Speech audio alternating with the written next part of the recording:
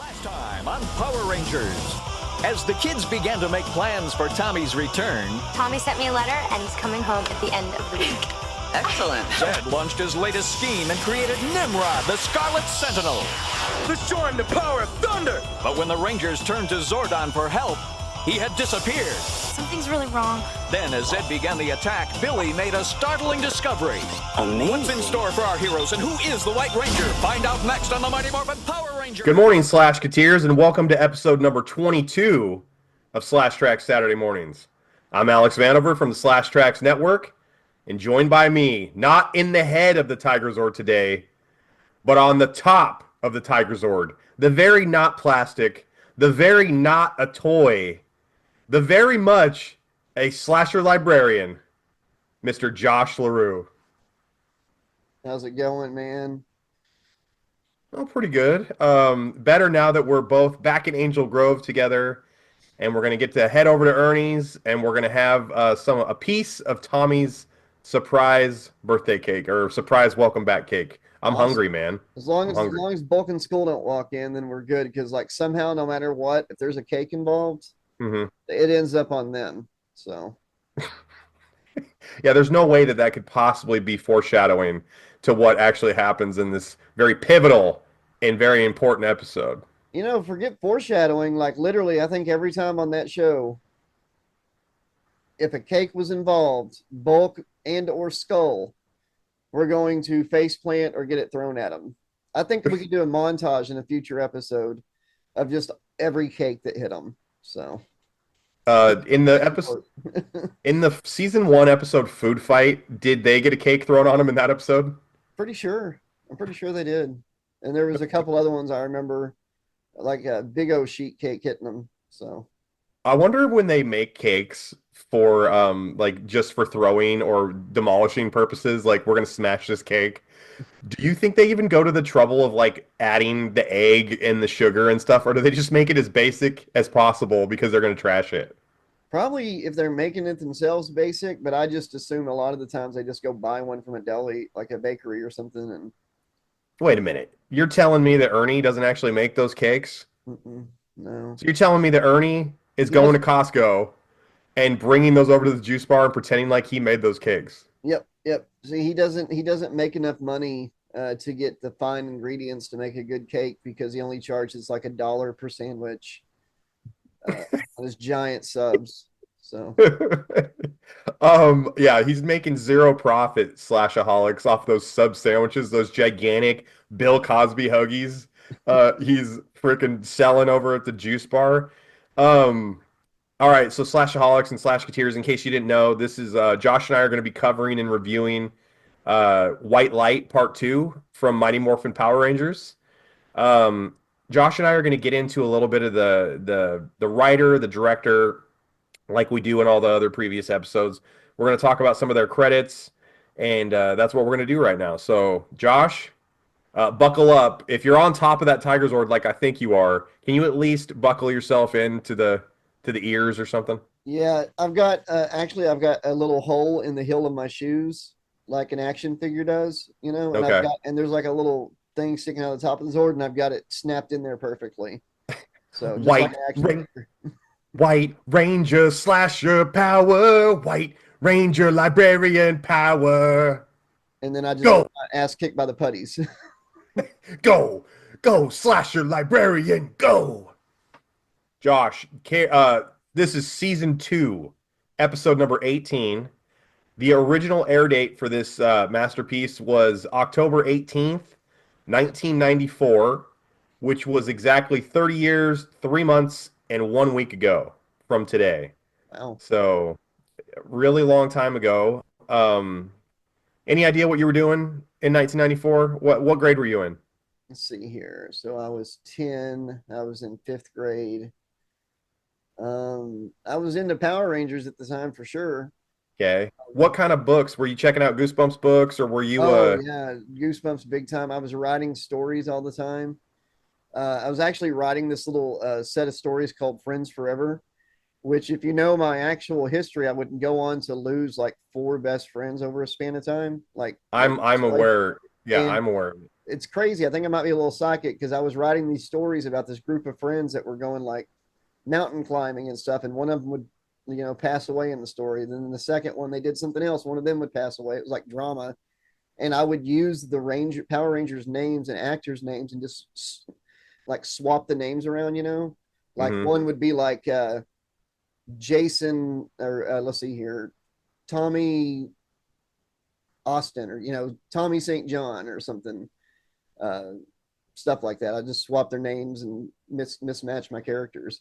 That's what I was doing. I was trying to learn how to write good stories. You're doing fan fiction almost at an early age when it wasn't even a thing, kind of. Yeah, I mean it wasn't really Power Ranger stories, but yeah, I was using their names and stuff. So Okay. Almost like a reverse Good Luck Chuck situation with Josh. Like Good Luck Chuck slash Holics, the movie with Dane Cook, the classic comedy film that probably has like a 13% on Rotten Tomatoes. Any girl he dated, they'd break up and she'd marry somebody, the very next person.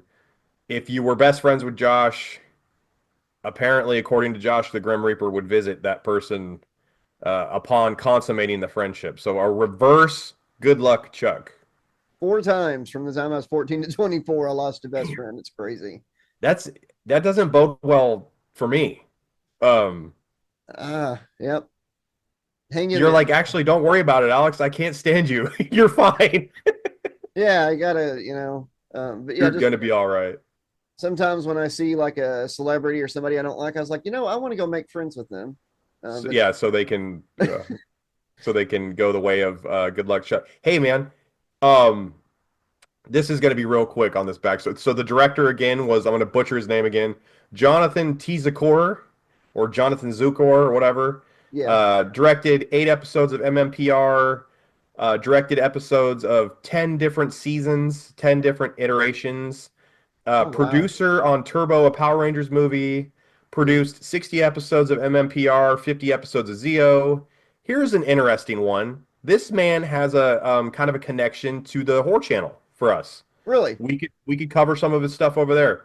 He produced the straight to video horror movie Return to House on Haunted Hill. Oh, that one is fun because it's a choose your own adventure thing. Okay, that's very interesting. So he Yeah. produced that, and he also produced the movie The Hills Run Red, which is I another horror movie. I don't know that one, I've but never heard of that one, but he's got some horror cred, so kind of dig it. yeah. And then the other writer for this episode, we covered Shel Danielson on the previous one. Let's do Shuki Levy this time. Okay. Uh, Wrote Susie Q, the movie that starred Amy Jo Johnson. One, like, in case you haven't heard Josh and I talk about Susie Q, kind of one of the weirdest Disney movies ever. Like, she's a dead 1950s, like, kind of pinup high school girl, and she's a ghost, but like the whole movie is based around a ghost, and it's a Disney Channel original. So, Yeah. Susie Q, I watched Susie Q probably at least 20 times growing up because it was 20. always being replayed. Okay, yeah, they did show it a lot in repeats. Yeah, it Yeah. was in the heavy rotation on the Disney Channel back in like 1996. Do you remember seeing the Um, trailer for it and like being like, I gotta watch that. It's got the Pink Ranger on it. yeah, Amy Jo Johnson. So I remember seeing her in that and being like, I gotta watch it, whatever. I saw her in the trailer for the movie, or maybe not the trailer, maybe I just saw a clip. She was in this movie about Steve Prefontaine, who was a long distance runner from my hometown, Coos Bay, Oregon, and she like has a little bit of a love affair, and he like hurts his foot because they were doing like Kama Sutra positions. He like cuts his foot open, and he ends up winning like this long distance race where his foot is basically falling off. And the Pink Ranger's the reason for that cut because he was doing gymnastics with her in the hotel room before the big race. So yeah, Can you send me the name of that one later so I don't forget it? I have to check that out. I got to check it out for research purposes. Yeah, you got it. Absolutely. Shuki Levy also wrote 38 episodes of MMPR, 2 episodes of Turbo, and he wrote Turbo, a Power Rangers movie.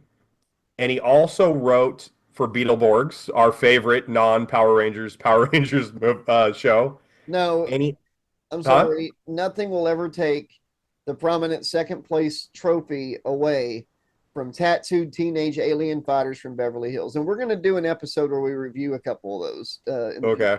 Yeah. And then he also wrote the classic coming of age film Rusty, A Dog's Tale. You've heard of that movie, right? Oh yeah, it won dozens of awards, like the and of course the highly sought after. Yeah, it's a movie. And it, One critic said it is a movie of all time. it is one of the movies that have been made Yeah. ever. And it also was in heavy contention to sweep the Golden Raspberries for the year that it came out. Um, I know we might not have it. We probably won't find it. But if we have a clip of that movie, can we insert it Yeah. to take a look at it? We'll see.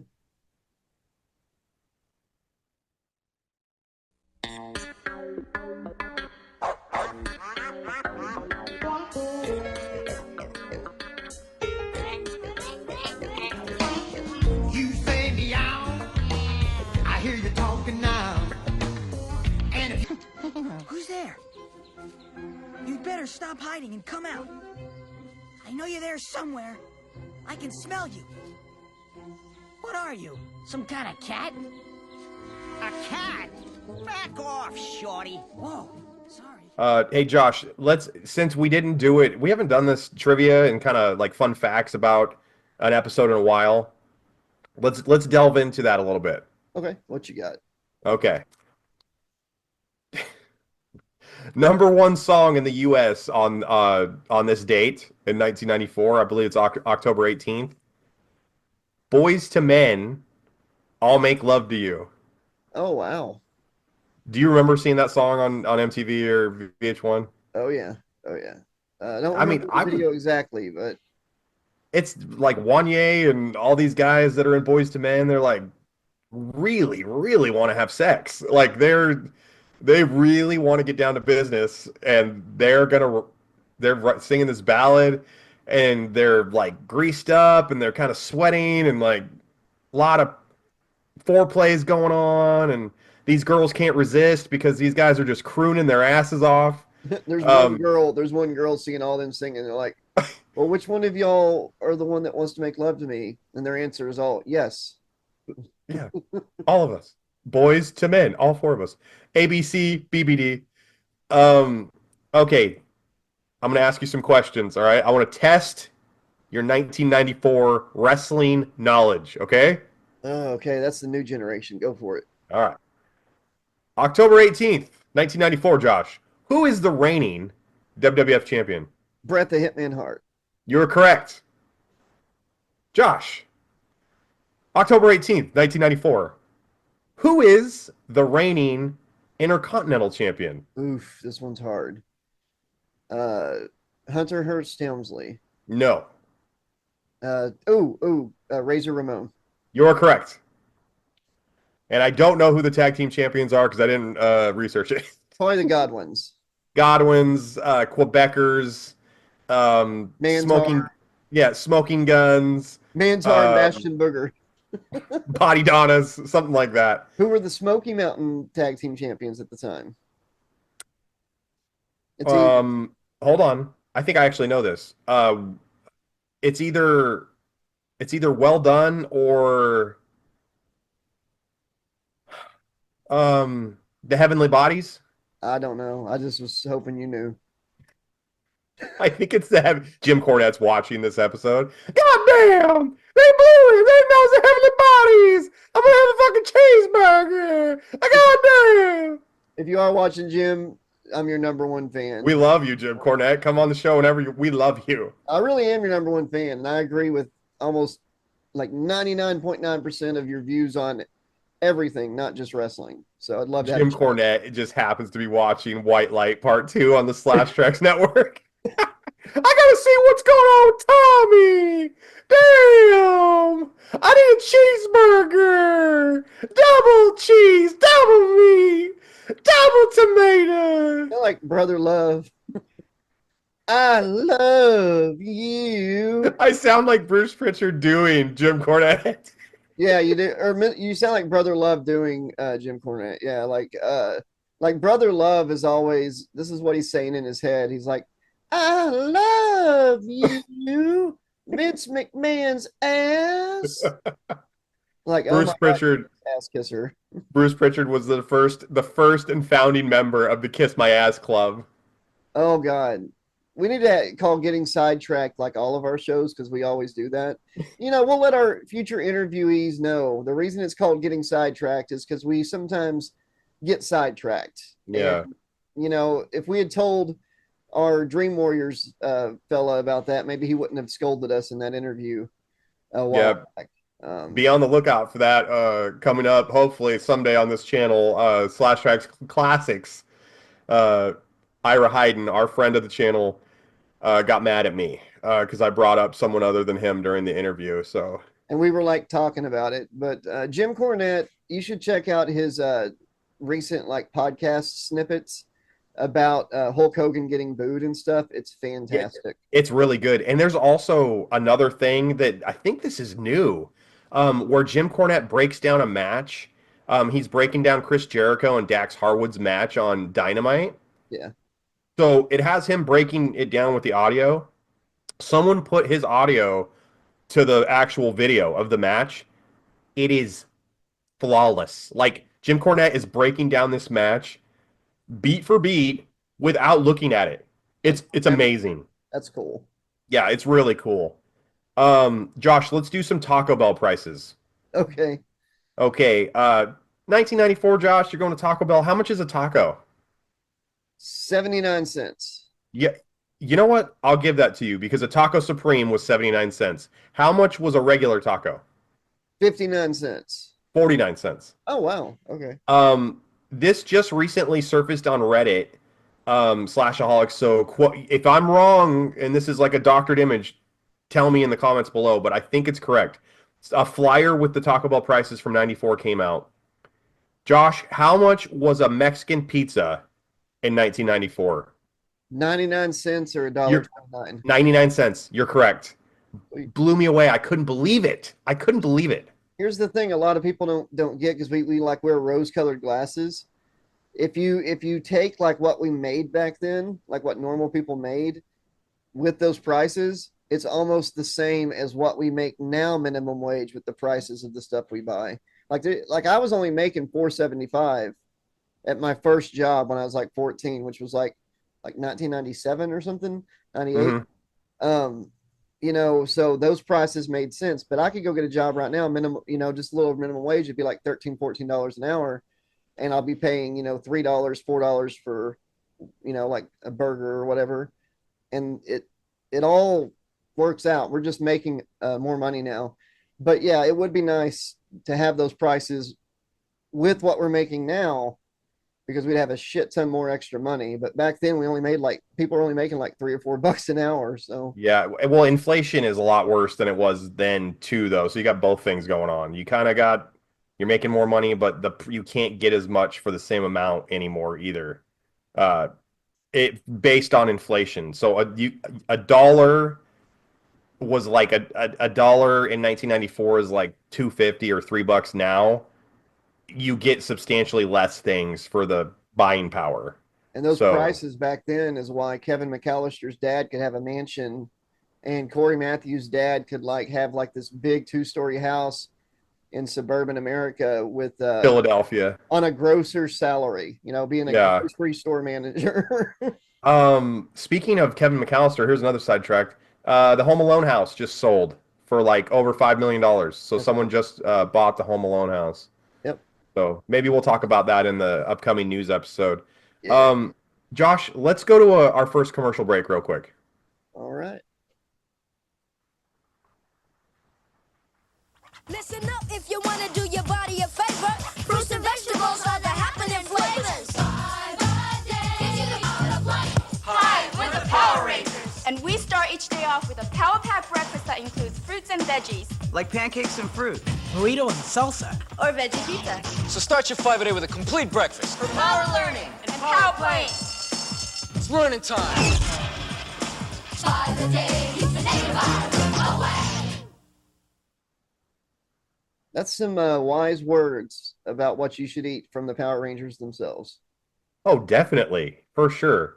And with a body like that, ASJ at the time, whatever he's eating, I'm gonna eat it.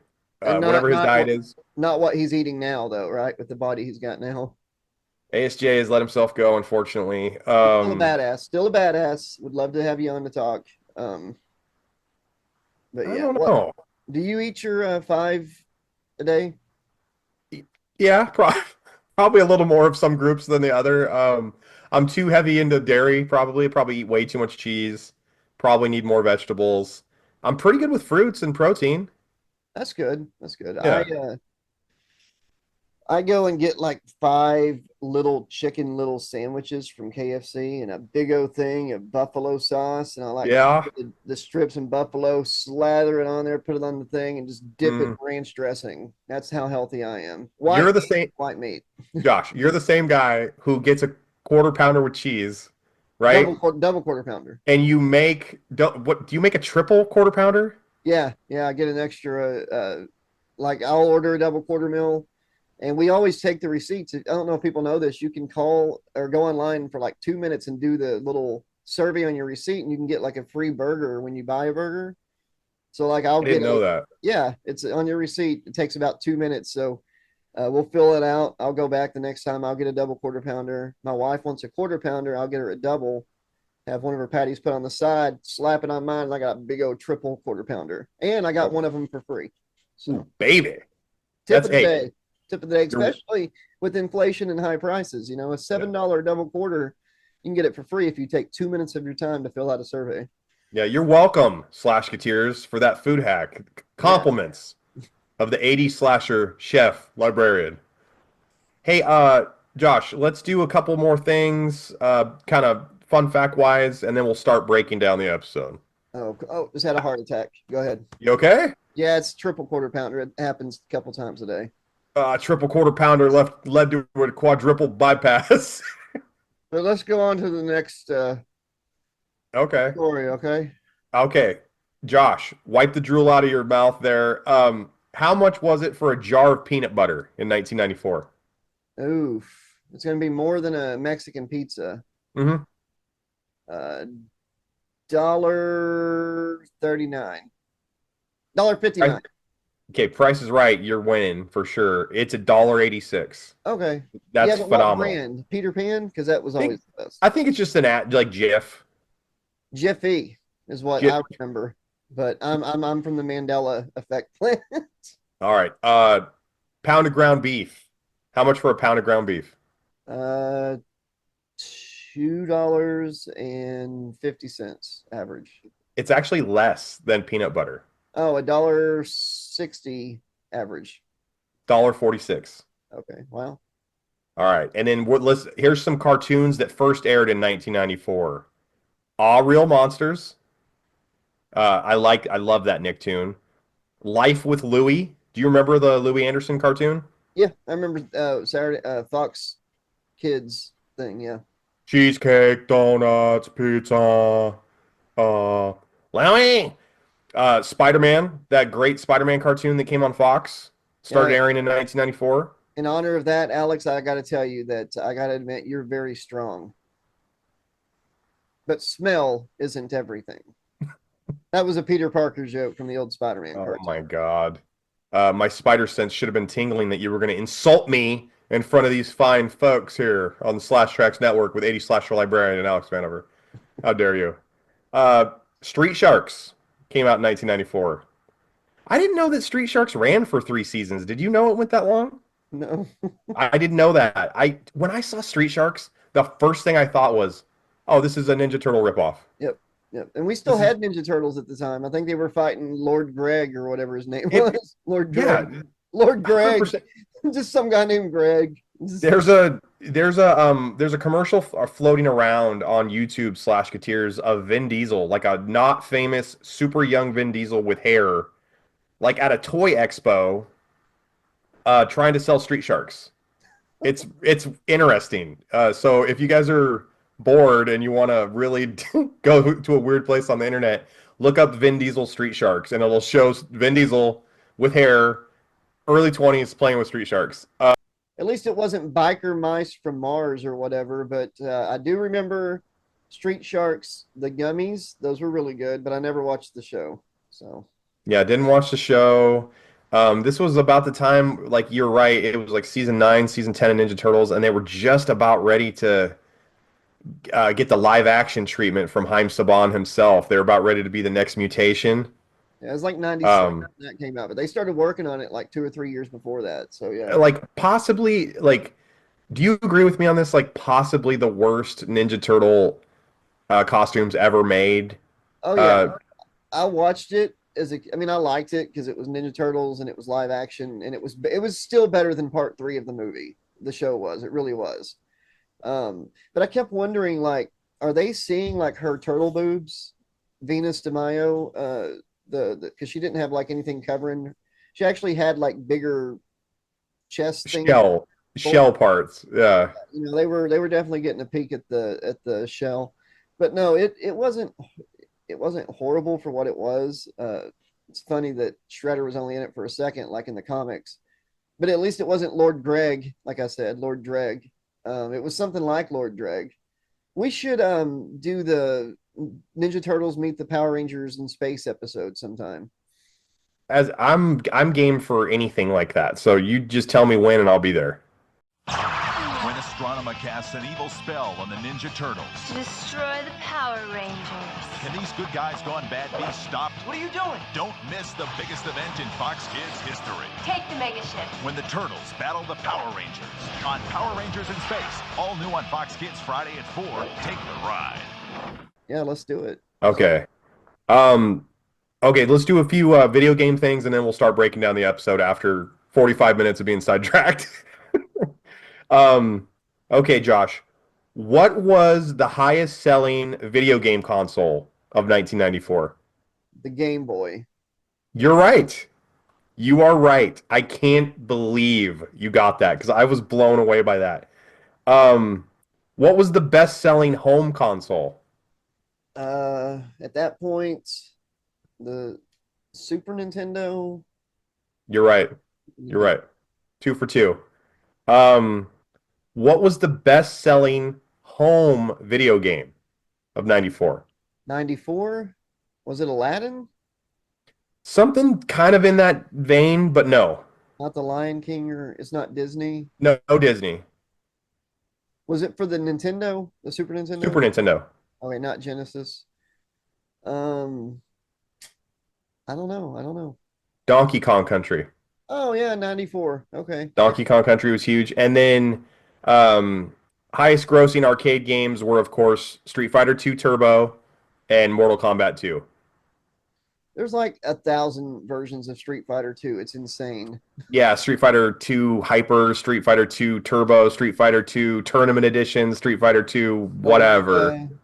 All of it. 2 Alpha, Beta, Centra, Honeymoon Hotel. Like, there's just so many. Street Fighter 2 Lambda, Lambda, Lambda. I remember all of them. Yeah, Tri-Lams. I remember when I went down to the mall by my house, and there was this restaurant called the Greek Euro, and they made gyros, and you could get corn dogs or like curly fries. They had a really small menu, but they had a great arcade. And I remember going to the Greek Euro to get a corn dog basket for like $2, maybe $1.50. And I saw that they had the new Street Fighter game with DJ and Fei Long and Cammy. I saw that. My mind was blown.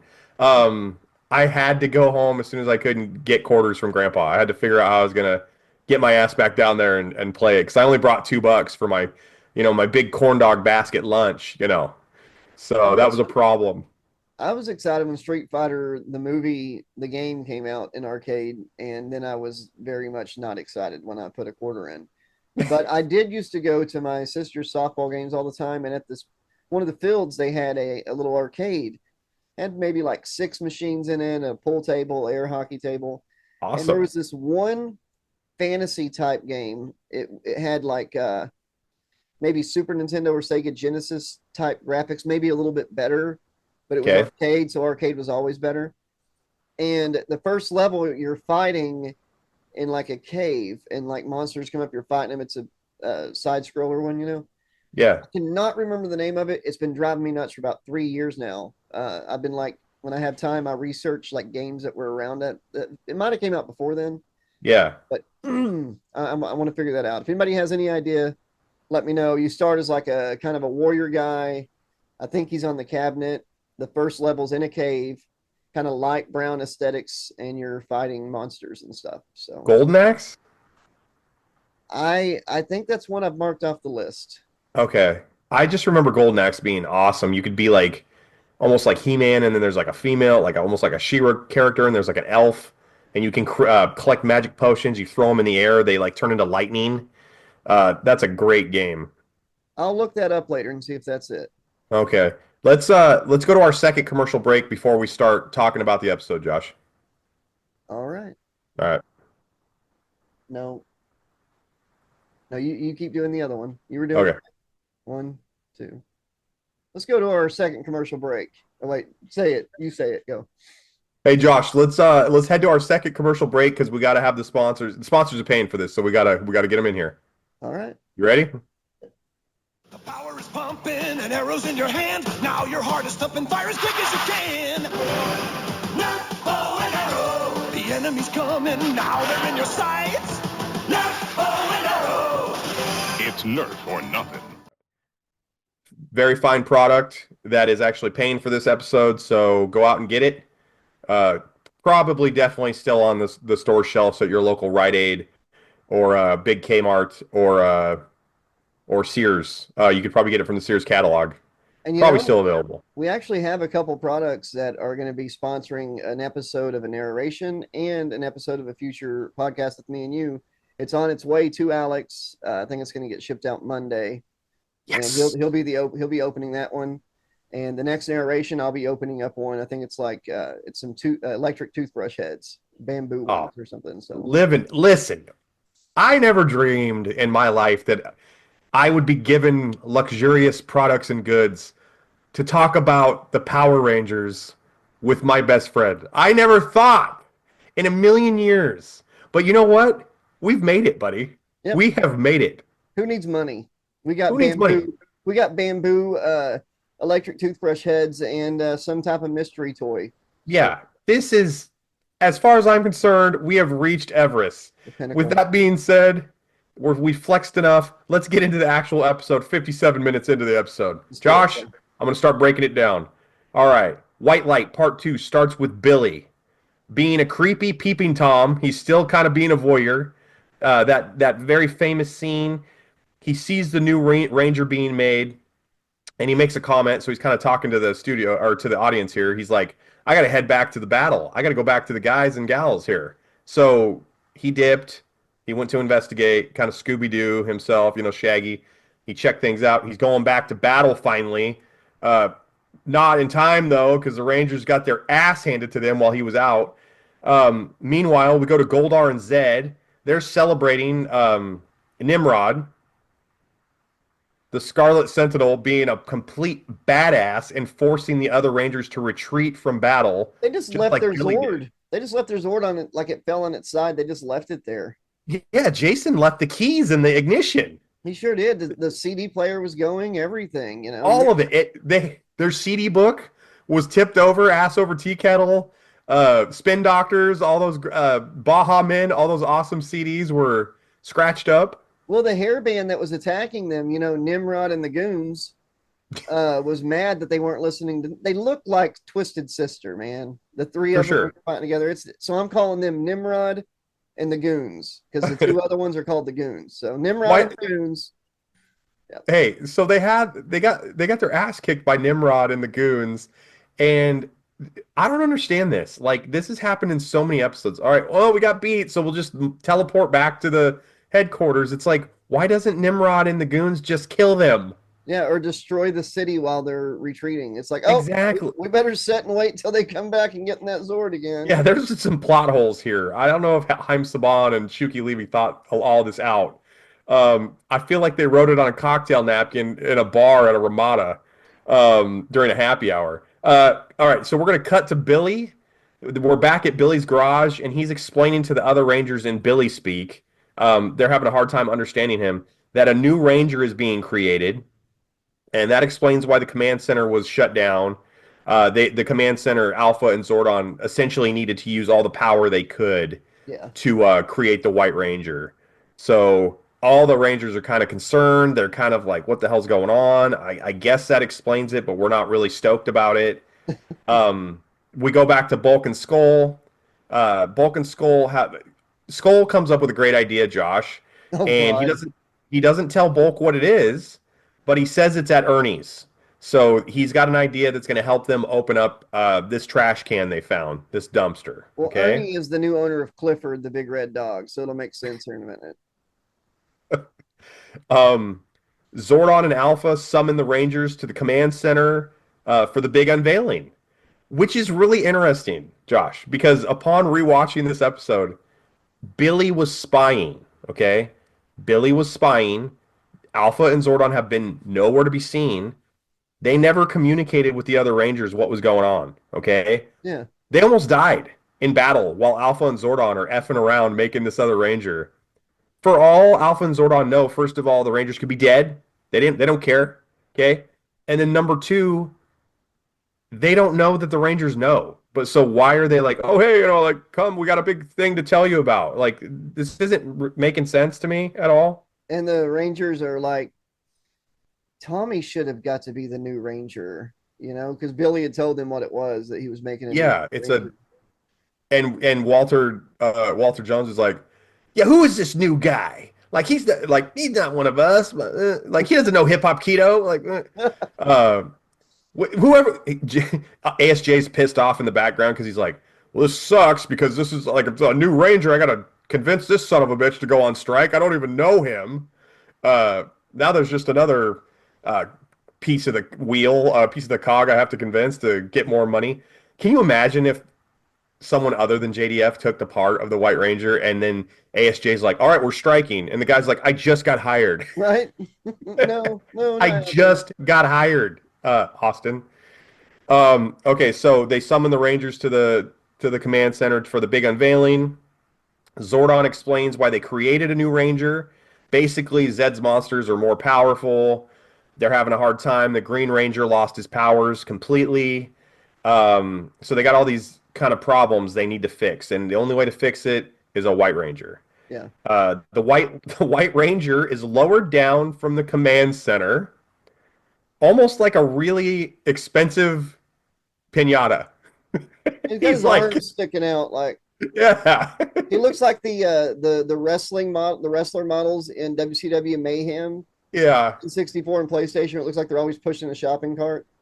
He looks like an LJN wrestling toy from the 80s. Yes. Okay, so it's time for the big unveiling, Josh. The White Ranger unbuckles his helmet sensuously and slowly. The anticipation is starting to really build here. I mean, he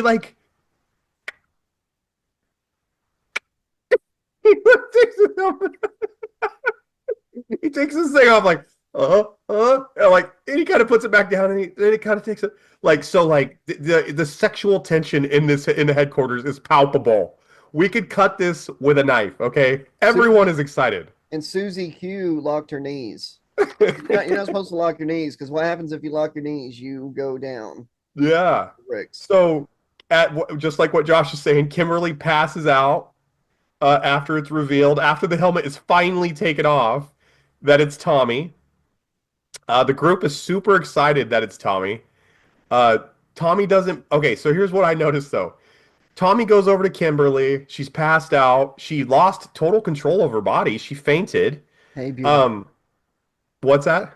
He goes, hey, beautiful. Yeah, he goes... So he goes over to her. Josh, what is the first thing you do to someone who has a neck injury or has hurt their head? What do you do? You grab their head and lift it up. Yeah. What you need to do, Slashaholics, is stabilize their neck. Okay, that's why they wear neck braces. That's why they wear neck braces. Tommy doesn't do any of that. Okay, he goes immediately over to Kimberly, grabs her by the back of the neck, and starts bedroom talking her. Calls her beautiful, kind of Look, grabbing the back of her head. is it She's really all you? hurt. Is it really you, Tommy? Yeah. No, I'm actually his lookalike. Yeah. Yeah, no, this is actually a symptom of your massive concussion you just had from hitting your head on the floor of the headquarters. Um, Zordon drops the bomb, Josh. He drops the L word to Tommy in front of ASJ, in front of Jason. The leader Uh, one, right? Yeah. Leader. He says Jason is or Tommy is the new leader of the Power Rangers. Jason's like, yeah, okay, Tommy. And in his head, he's thinking, you mother. Yeah, exactly. He's like, you piece of like I fuck. Yeah, he's very upset. But I do think it's funny. I have it in my notes highlighted what you just said. They cut the new leader of the Power Rangers. First, let Tommy stabilize Kimberly's head a little more. Okay, get the brace, Alpha, for her neck. Even Well, Saba the Sword, who we just met's like, don't touch her head, Tommy. Don't you know anything? I don't even have any hands, Tommy, and I know that's wrong. So anyway, yeah, so he drops the L word and they cut right to Jason, and Jason's like, this is great. No, it's not. You are so pissed. On screen in character and off screen out of character. You're not digging this one bit, Not a ASJ. bit. He looks so jealous. Even he even played it like that by accident because I think in real life he was jealous. But I got to thinking the way the Saba and the Tiger Zord get introduced because it's pretty basic. He just Zordon explains what the Zords are and stuff. There's not a whole lot there, but like I just imagine them the first time fighting putties or something. They're all in their stance, and Tommy calls on Saba, but he's not used to him, right? Mhm. Saba comes flying in and just impels like the Blue Ranger. He's like, no, Saba, come to me. And it like flies out, comes back, stabs a Yellow Ranger in the chest. He's like, oh, shit. He just mutilates the entire team because he doesn't have a handle on getting Saba.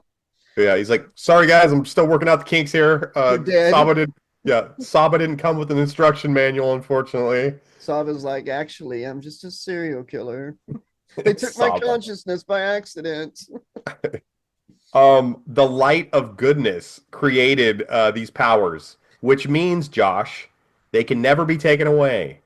They explain that the Tiger Zord and Saba, what they can do, who they are.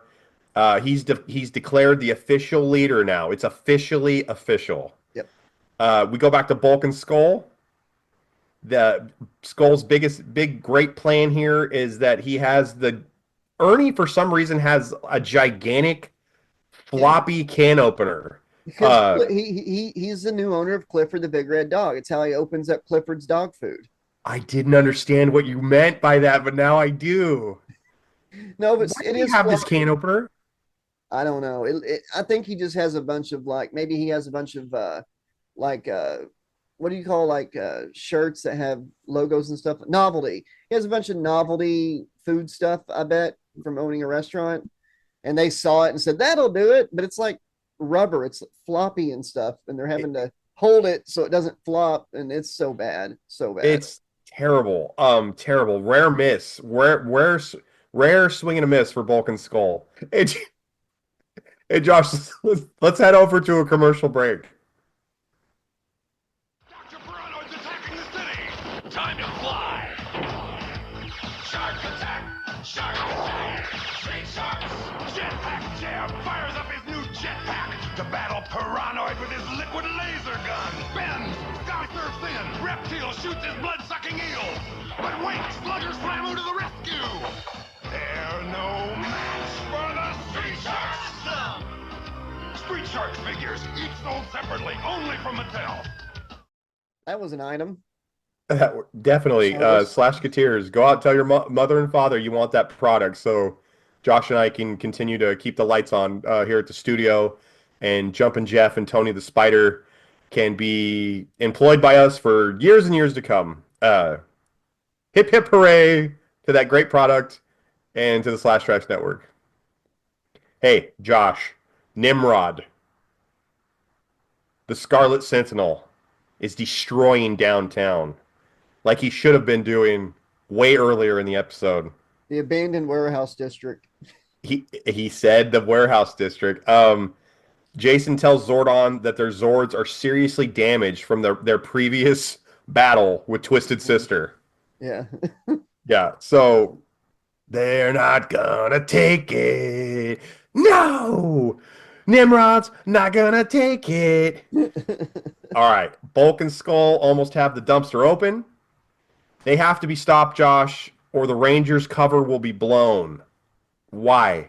What the hell is Rita immediately just gonna say? Hey, Bulk and Skull, thank you. They know that Bulk and Skull are gonna ask whatever's in it who the Rangers are, which they don't know that somebody's in it, so that's weird. But why hasn't Rita and Zed just told everybody? That would be the best way to hurt the Rangers, besides just shooting them while they're morphing. I seriously went even darker on that thought process. What they know who the Rangers are, okay? When they're asleep at their separate homes and alive, and they're alive, right? Asleep, getting ready to go to school the next day. Why doesn't he just send Squat or Babu or Goldar to unalive them? To unalive them. Like they're not going to be able to get their morphers and then also, where are they putting their morphers at? Like in their bedroom? Their parents never come in to check, to see what's going on. Like they don't see this gigantic morpher. Yeah, the mom takes it from one of them. It's like, you're too old for toys, and they sell it in a yard sale or something. Bulk and Skull find it at a Goodwill. And they morph and they turn into the trash bag versions they make later. Oh yeah, or actually, I have nothing to add to that. That's perfect. Their mom just throws the morpher out. Dude, my mom never really threw comic books out or toys or anything like that, but I had a lot of friends whose mom cleaned their room. Yeah, cleaned their room and threw out all their toys and stuff for whatever reason. I can totally see the Power Rangers parents doing that. Yeah, that's hilarious. I got made fun of for having Power Rangers toys by my family, siblings, and parents when I was 12. I never had a morpher. I wanted one so bad. I had the little McDonald's belt buckle that had the movie coins in it. Yeah. Kind of a morpher. I still got that actually.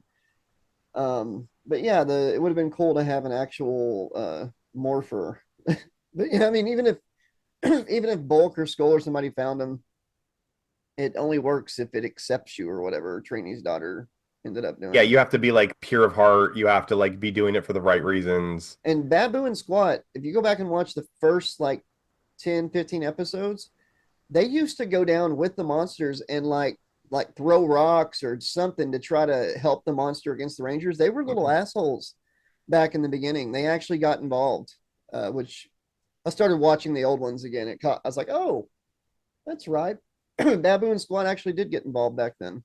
Yeah, they were the first trolls. They just little jabs from the side, little rocks from the side. Yeah. Hey, you suck. Meh. Yeah, but they're wearing helmets. Can't really do a lot of damage. If they would have hit them with a rock, probably just a little bit of spark. Maybe just a few sparks would pop off their outfit. Because their cloth outfits are electronic. But yeah. Okay, so Billy and Trini head to fix the Zords. Jason, Kim, and Zach head out to stop Bulk and Skull, and Tommy is sent all by himself to battle Nimrod, the Scarlet Sentinel, and the goons. And the goons aren't there yet. The goon he hasn't replicated yet. Okay. The Rangers morph, so we get a really cool morphine. It's morphin time. Tommy summons the Tiger Zord for the first time, but he has no clue what he's doing. That's pretty cool. I like that. And then the Tiger Zord goes ass over tea kettle. Totally flips up over on its side. That was fun. It's a cool scene. It's first and last of its kind of in the Power Rangers. Yeah. He corrects it, gets it together. Him and Saba start working together as a unit, and they head into battle. Tommy is absolutely just kicking the crap out of Nimrod. As a matter of fact, it's almost time to finish Nimrod. Jason, Kimberly, and Zach are ambushed by putties while they're heading over to stop Bulk and Skull, I guess, at Ernie's. or at Skull's garage or whatever. Yeah. Which also leads me, they carried that giant can opener, all the way across town without being noticed. Yeah. Yeah, I Okay. mean, most people will be like, well, there goes Bulk and Skull. What do they got there?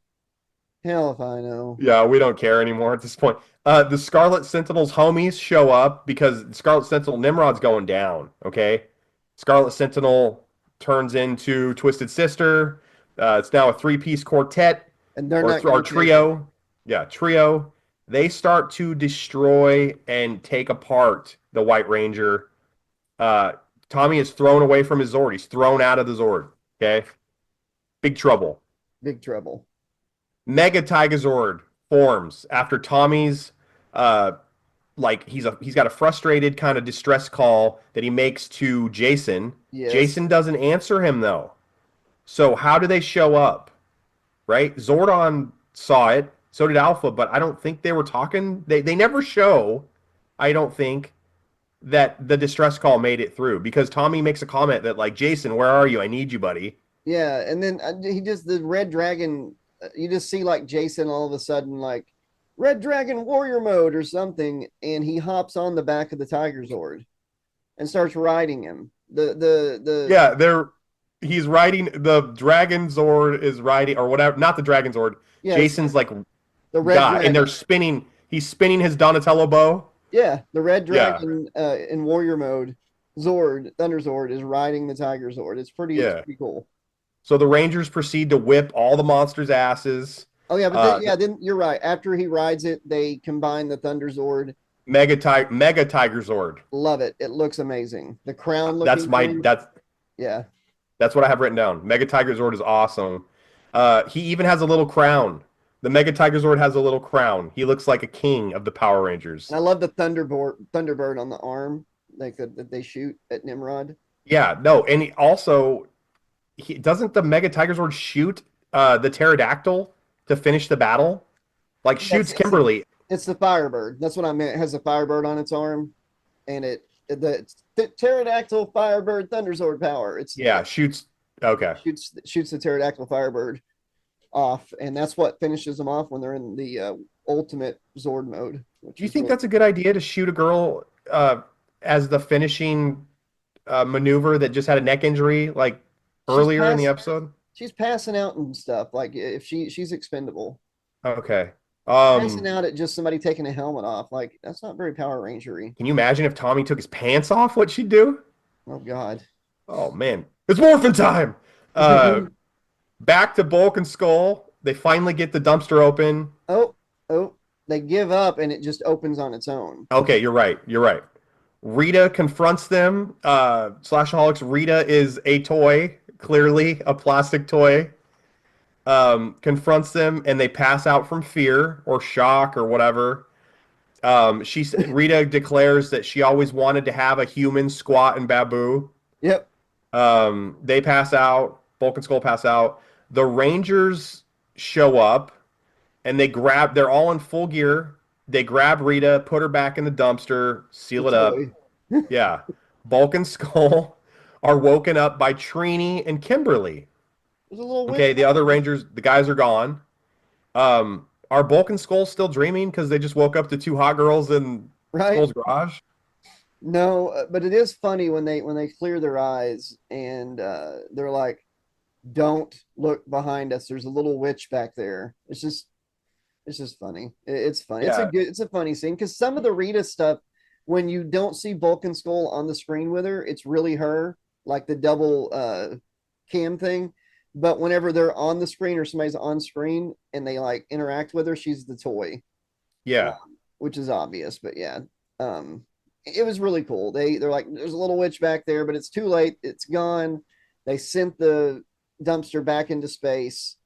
Tommy's on the team. And cake time? Yeah, so we go to the juice bar where Tommy finally gets his cake. Finally effing gets this cake they've been building up. This party Zed was having a hissy fit about. We've been building this up for 2 episodes, Slashaholics. Tommy is about to get this cake. And Zed is probably really pissed he didn't get an invite. It's officially official. White Ranger is the leader, and Zed is officially not invited. And He's not there. And Zed's like, you know what? If I don't get a corner piece of that cake, that boy is not my heir anymore. I will not leave him crap. I almost cuss. I will not leave him crap. I'm trying not to cuss on this show, but yeah, he's like, I will not leave him crap if he doesn't give me the corner piece with the flower on it. But can I throw out some because we have like 10 minutes left here, guys. Can I throw in a little tidbit of information that I completely forgot until today? Yes. On a podcast a while back, listening to it was like a convention thing with a few Rangers. I'll have to find it. But Richie, who had popped up in a couple episodes and the White Light episodes, was originally hired to be the White Ranger. But yeah, it wouldn't have worked. But because the Green Ranger was so popular and they got so much fan mail after Tommy disappeared as a Green Ranger, begging for him to come back, they changed their mind and brought Jason David Frank back and made him the White Ranger. But yeah, Richie would have been the White Ranger. That would have been so weird. But at least he got to be on the show a couple times, as a consolation prize. His trophy was the, participation trophy. So Richie, I just thought Richie was a love interest for Trini, but Yeah. I guess they were kind of trying to see what the audience thought of him, or we're gonna maybe see what happens. But Richie shows up with a karate trophy, and I just noticed that all the Rangers are like, "Hey, what you got there, Richie?" And he's like, "Oh, I won this at a karate tournament." And like JDF's like, "Oh, great going, guy! Like, cool, dude! Like, awesome! Like, totally just not impressed. Like, who gives a crap?" I'm Like, the White GD Ranger. yeah, Nice nobody trophy. nobody cares about that trophy. They ask him to show one of his best karate moves. He does like a spinning heel kick or like a gigantic karate kick. Kicks the cake that we've all been waiting for. Josh wanted the corner piece with the flower on it. Nobody's getting jack she because the cake. Where does it end up, Josh? Bulk and Skull. Yeah, all over Now- Bulk and Skull. I love the The thing. Rangers proceed to laugh, Josh, This is and I have great. one question. Yes. Are they the real bullies in this show? Because why are they so pleased that Bulk and Skull are covered in cake and just look like arseholes? I know. It's a good point. They do take a lot of joy in it. It's funny the cake said happy birthday, Mom, because Ernie said he couldn't, didn't have time to whatever. Anyways, fun show, credits roll. We got 6 minutes and 30 seconds to wrap this up. No problem. /Trax2020@gmail.com. If any of you Slashketeers have a show you'd like us to review in the future, or a movie you'd like us to review in the future, or if you'd like to just write us, give us anything, compliment, tell us off, /Trax2020@gmail.com. If you're a sponsor and you want to be a sponsor for a future episode on any of our shows, get a hold of us at that email. Josh, did you like this episode? Yeah, I loved it. I love both of them. I prayed for it to be Tommy. It was Tommy. So yeah, loved it. So I say, yeah, definitely liked it. More Zed being way too focused on parties. More Nimrod, the Scarlet Sentinel. Loved seeing the White Tiger Zord. Loved seeing the White Ranger in action. Loved seeing Tommy back. Were you into the storyline and plot, Josh? Yes, I was. And I enjoyed all of the same things. Saba, the reveal of Tommy was actually really awesome whenever I was a kid. And that's what I'm basing my score off of, is when I was a kid. Yeah, taking the help. Click, click. Saba was neat. I couldn't wait to get a toy version. Ended up with one. It was funny seeing the White Ranger toy riding on the Tiger Zord, the Red Dragon riding on it, and then like little toy witch Rita, which there never was an action figure of her until like Power Rangers Samurai came out, and they did like a classic thing. Major bust. Yeah. I had I took one of the boxes the bad guys came in back then, the monsters, and on the inside it was like a big picture of Rita. I cut that out and laminated it, and that was like my Rita thing for when I played with toys. That was my Rita action figure. Listen, love that. I love creating your own toys. I love using different scaled toys for other lines. I was the king of combining different toy lines to make new monsters or new villains, because you can only whip Cobra's ass so many times. You can only whip Magneto's ass so many times. You got to kind of shake it up. So I might have X-Men versus Power Rangers. I would do that kind of stuff. Why not? Absolutely. Yeah, I was also into the plot and storyline. Monsters were super formidable. Zordon and Alpha explaining why everything happened in the first episode was great, especially seeing it as a kid. I ate it up. I was like, okay, that makes sense. Okay, that makes sense. I'm like connecting the dots. I've got like one of those boards with I'm a detective. I'm putting pieces together in my 10-year-old mind. It's all adding up. Everything's connecting. Josh, what was your favorite part and your least favorite part? Favorite part was the reveal and the Mega Tiger Zord. Least favorite part was the Vulcan skull with the giant can opener, because it's like that makes no sense. How did they know it was going to be the secrets of the Power Rangers? That was a little muddy. Yeah, And forced. Richie, no, but yeah. Least favorite part for me, Bulk and Skull's interaction with Rita. That was hard for me to watch a little bit. Bulk and Skull with the can opener, same as you. I have a question. The cake was ruined. Ernie could care less. Does not give a crap. If you watch Ernie, he's just like, whatever, F Bulk and Skull. And the coolest part was absolutely seeing the White Ranger, seeing him fight using all of his new powers. Super jacked up as a kid. I still got goosebumps when he was the new leader. I was never. I kind of like Jason, but there was always something about him that I didn't relate to or didn't like. I don't, and that's going back. He was too cocky for me. The character was too. I couldn't relate. Yeah. Josh, rate the episode. How many giant, uh, how many giant floppy can openers out of 4? 3.5 out of 4. I give it 3 out of 4. So that's a Slash Trax Network aggregate score. If you're keeping score at home, 3.25 out of 4. Solid score, and that ends the episode. Yeah. I think we're going to do Space Rangers meets the Ninja Turtles. Is that what we're talking about? Yeah, well, I want to do that, but at some point we have to we got to go back to New York. We got to get extreme. Oh yes, that'll be the next one. We'll do that. We'll do the Extreme Ghostbusters first. Yes, but the other one, that's something we will do in the future. The Ninja Turtles meets the Power Rangers, because it has to be talked about. Oh, for sure, definitely lock that in. But we're getting extreme next week. Extreme Ghostbusters, folks. Back in the saddle with the OG guys again. So yeah, everybody, if you enjoy what we do here on the channel, we depend on you to have the channel monetized. We don't make ad revenue yet. We're working towards it. If you want to support us, Patreon, Cameo, and in the description and everything, comments, you can find our PayPal and even our Cash App. Every donation is seen. We appreciate them all. Thank you all so much for watching. May the power protect you. Be excellent to each other. Say goodnight, Alex. Good night, Alex. Mahalo, dogs.